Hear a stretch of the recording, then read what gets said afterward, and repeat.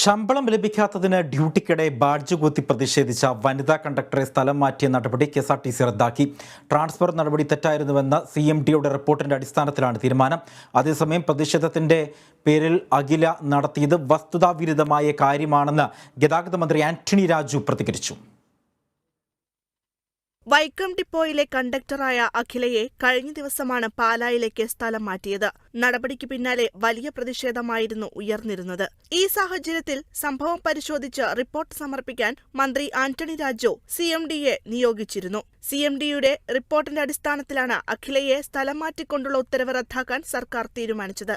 എന്നാൽ ഡ്യൂട്ടി സമയത്ത് പ്രദർശിപ്പിച്ച ബാഡ്ജിലെ വരികൾ വസ്തുതകൾക്ക് വിരുദ്ധമായിരുന്നെന്നും 6 ദിവസം വൈകിയപ്പോൾ 41 ദിവസം ശമ്പളം മുടങ്ങിയെന്ന തെറ്റായ വാർത്തയാണ് പ്രചരിപ്പിച്ചതെന്നും ആന്റണി രാജു പറഞ്ഞു.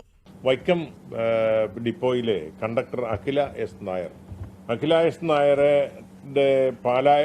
വൈക്കത്ത് നിന്ന് പാലായിലേക്ക് ട്രാൻസ്ഫർ ചെയ്തുകൊണ്ടുള്ള ഉത്തരവിനെ സംബന്ധിച്ച് വ്യാപകമായ പരാതികൾ ഉയർന്ന സാഹചര്യത്തിൽ ഈ ട്രാൻസ്ഫറിന്റെ കാര്യങ്ങൾ പരിശോധിച്ച് റിപ്പോർട്ട് ചെയ്യുവാൻ CMDയോട് ഇന്നലെ തന്നെ ആവശ്യപ്പെട്ടിരുന്നു. അദ്ദേഹത്തിന്റെ ഈ ട്രാൻസ്ഫറിന്റെ സമയത്തുള്ള അദ്ദേഹം പരിശോധിച്ചതിന് ശേഷമുള്ള റിപ്പോർട്ടിന്റെ അടിസ്ഥാനത്തിൽ അഖില എസ് നായരെ വൈക്കത്ത് നിന്ന് പാലായിലേക്ക് ട്രാൻസ്ഫർ ചെയ്ത ഉത്തരവ് റദ്ദാക്കാൻ തീരുമാനിച്ചു. ജനുവരി 11-ാം തീയതിയാണ് ശമ്പളരഹിത സേവനം 41-ാം ദിവസം എന്ന ബാഡ്ജ് ധരിച്ച് അഖില ഡ്യൂട്ടിക്കിടെ പ്രതിഷേധം നടത്തിയത്. ഇതിന്റെ ചിത്രങ്ങൾ സോഷ്യൽ മീഡിയയിൽ പ്രചരിച്ചതിനെ തുടർന്ന് 1-ാം തീയതിയായിരുന്നു അഖിലയ്ക്കെതിരെ നടപടിയുണ്ടായത്. സർക്കാരിനെയും KSRTCയെയും അപകീർത്തിപ്പെടുത്തിയെന്നാരോപിച്ചായിരുന്നു അഖിലയ്ക്കെതിരെയുള്ള നടപടി. Kerala Vision News, Kochi.